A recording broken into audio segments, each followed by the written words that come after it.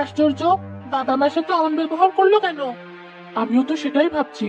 আমার মনে হয় সে সকালে না খেয়ে বেরিয়েছে, তাই হয়তো মেজাজটা বিগড়ে আছে। তাই বলে আমার সাথে ওভাবে কথা বলবি? মন খারাপ করিস না মা, যাই তোর বাবার খাবারটা ঘরে দিয়ে আসি।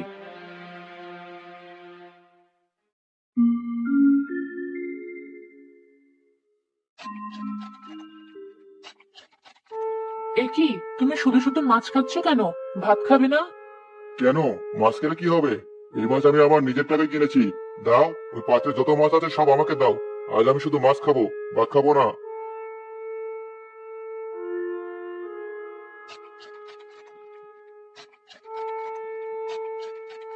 তুমি পাগল হলে নাকি?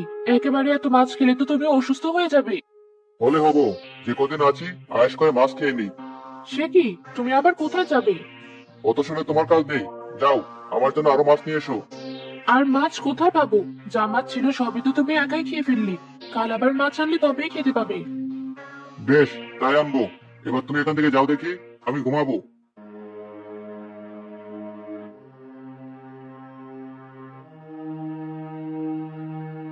এ কি মা, মুখটা অমন করে আছো কেন? কি হয়েছে তোমার? আর কি হবে? তোর বাবা আজ বাগান থেকে ফিরে কেমন অদ্ভুত আচরণ করছে। আমি তো কিছুই বুঝতে পারছি না। আবার কি করলো? এই দেখ, এই পুরো এক গামলা মাছ সাবার করে ফেলেছে, অথচ একটাও ভাত খায়নি। বলো কি? বাবা তো মাছ তেমন পছন্দও করে না, সবসময় আমার পাতে তুলে দেয়। হ্যাঁ মা, তাই তো বলছি। কি যে হলো লোকটার, আমি তো কিছুই বুঝতে পারছি না। অত চিন্তা করো না, খিদে পেটে মানুষের সবই ভালো লাগে। কি জানি মা, হবে হয়তো। যাই, আমি বরং বাসনগুলো মেজে আনি।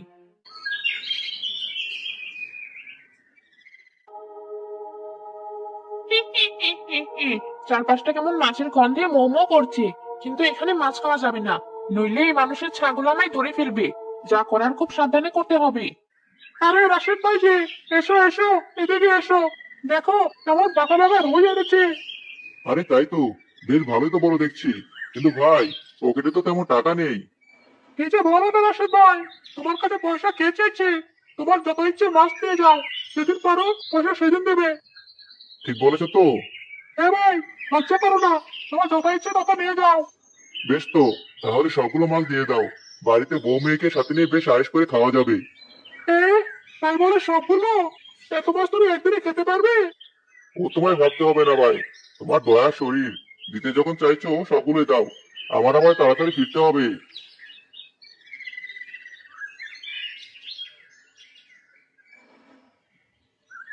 এ বাবা, সত্যি সত্যি এতগুলো মাছ দিয়ে গেল।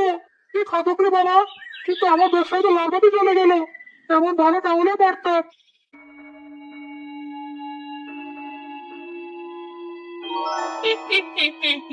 ব্যাগ ভর্তি মাছের গন্ধে নিজেকে তো আর ঠিক রাখতে পারছি না। কিন্তু এই রাস্তার মাঝে কেউ আমার মাছ খেতে দেখে ফেললে বড্ড কেলেঙ্কারি হয়ে যাবে। তার চেয়ে বরং বাড়িতেই নিয়ে যাই। ওই মানুষের বাচ্চার বউটা বেশ ভালোই রাঁধতে জানি। দুদিন না হয় রান্না করে খাবারই খাবো।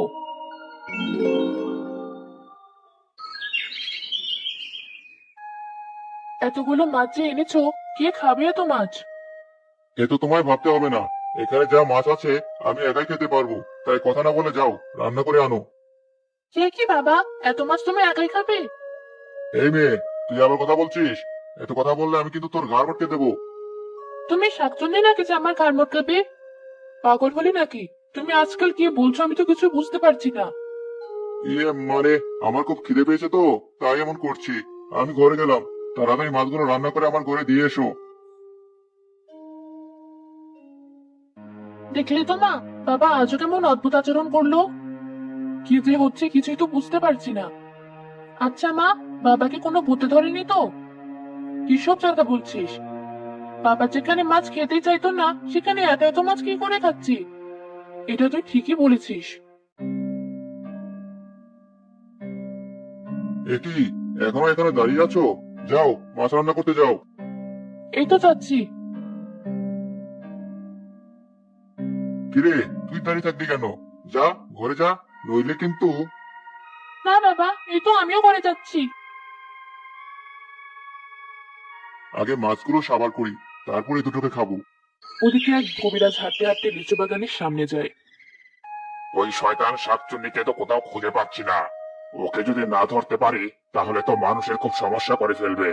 যে করেই হোক ওই শয়তান শাকচুন্নিকে আমায় খুঁজে বের করতেই হবে। কে কোথায় আছো? বাঁচাও, বাঁচাও আমায়। ওই শাকচুন্নি আমায় এই গাছে বেঁধে রেখেছে। না জানি ও আমার সংসারে গিয়ে আমার বউ বাচ্চার কোনো সর্বনাশ করলো কিনা। কেউ কি নেই আমাকে বাঁচানোর জন্য? আরে, এ তো মনে হচ্ছে কোনো মানুষের কান্না, কিন্তু কই, আশেপাশে তো কোনো মানুষকে দেখতে পাচ্ছি না। ওই তো, ওই বাগানের ভেতর থেকে তো আওয়াজটা আসছে মনে হয়।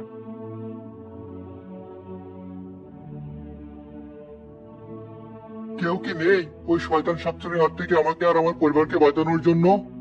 কে কে এভাবে কাঁদছে? সামনে এসো, সামনে এসো বলছি। আরে, ওই তো একটা লোক। আশ্চর্য, ওই লোক আমার কথা শুনতে পেল কি করে? সারাদিন কত লোকই তো যায় দিক দিয়ে, কিন্তু কেউ তো আমার কথা শুনতে পায় না। কি হলো, কথা বলছো না কেন? কে তুমি? আর তোমাকে আমি দেখতে পাচ্ছি না কেন? আমি জানি না আপনি কে, তবে দয়া করে আমাকে বাঁচান। আমি এই লিচু গাছের মধ্যে আটকে আছি। এক শয়তান শাকচুন্নি আমাকে এখানে বেঁধে রেখে গেছে। শাকচুন্নি? ও, বুঝেছি। তার মানে ওই শয়তানটা এখানে এসেছে। ভয় পেও না, আমি এখনই তোমায় মুক্ত করছি।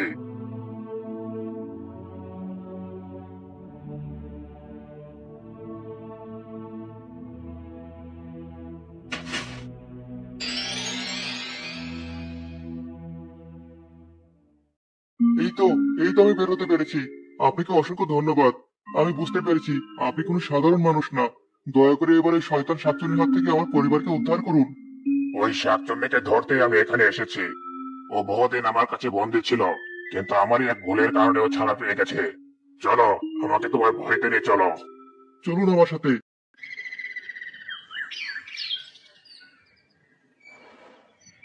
ঝর্ণা, মা ঝর্ণা, কোথায় গেলি? এ কি, তোমাকে না আমি মাত্রই ঘরে থেকে আসলাম, তুমি আবার এখানে এলে কি করে? মা, তাড়াতাড়ি একবার বাইরে এসো। ডাকছিস কেন? এ কি, তুমি আবার বাইরে এলে কখন? আমি নয় মাত্র তোমার ঘরে মাছ দিয়ে এলাম। না না ঝর্ণার মা, ওটা আমি না, ওটা হলো। তোমাকে বলতে হবে না, সবাই চলো আমার সাথে। তাহলে তোমরা নিজের চোখে ওর স্বরূপ দেখতে পাবে।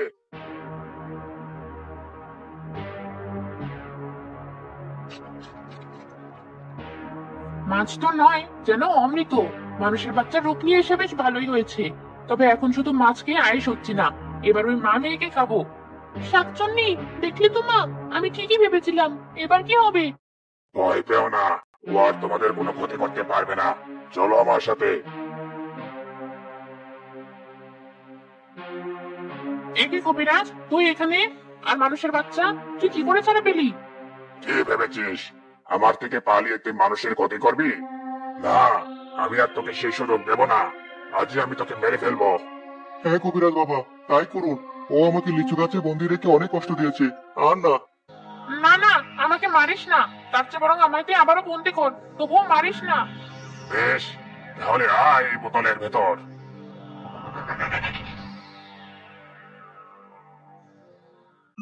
আর তোমাদের